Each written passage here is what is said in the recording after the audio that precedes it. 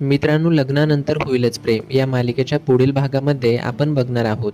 जीवा आणि नंदिनी हे बोलत असतात. तेव्हा नंदिनी ही जीवाला म्हणत असते की आईने आपल्या बाळाच्या सुरक्षेसाठी माझ्या हातामध्ये काळा धागा बांधला आहे, पण आपलं बाळ तर आर्याच्या पोटात आहे, त्यामुळे हा धागा आर्याच्या हातामध्ये असायला हवा.